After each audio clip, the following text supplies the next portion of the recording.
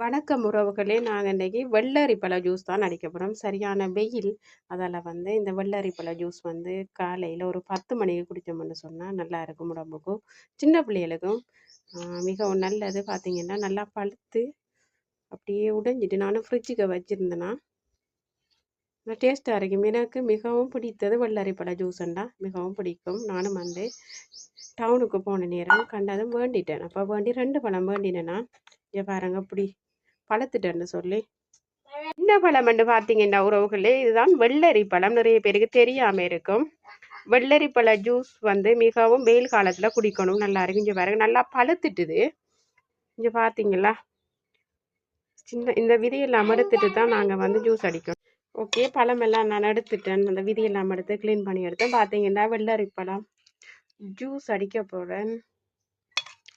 நல்லா டேஸ்டா இருக்கும். வெயிலுக்கு பிள்ளைகளுக்கெல்லாம் நீங்களும் இப்படி வீட்டில் செய்து கொடுங்க.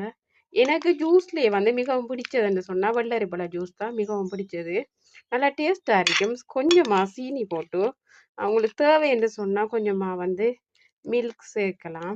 ஐஸ் கட்டி போட்டு தான் நான் ஜூஸ் பிளான் பண்ணி எடுக்க போகிறேன்.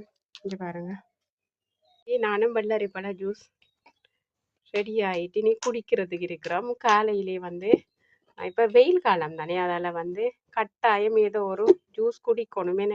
நாங்களும் அன்னைக்கு ஃபோனுக்குள்ள வெளியில் போயிருந்தோம். அப்போ இந்த பழம் மிச்ச நாளாக எனக்கு வாங்கணும்னு சொல்லி சரியான ஆசை. உடனே கண்டதும் 2 பழம் வேண்டிட்டேன். இப்போ வெயில் காலம், அதால் கூடுதலாக இப்படியான பழங்கள் மற்றது வாட்டர்மெலன் அதெல்லாம் சாப்பிடணும். சின்னக்களுக்கு நீங்களும் வீட்டில் ஜூஸ் அடித்து கொடுங்க, அவங்களும் குடிப்பாங்க. நல்லா நல்ல ஆரோக்கியமானதாக இருக்கும். நல்லா இருக்குது, நல்லா டேஸ்ட்டாக இருக்குது. பார்த்தீங்களா, நல்லா திக்னஸாக இருக்குது. எனக்கு ஜூஸ்லேயே மிகவும் பிடித்ததுன்னு சொன்னால் வெள்ளரி பழ ஜூஸ் தான். பாய் பாய்.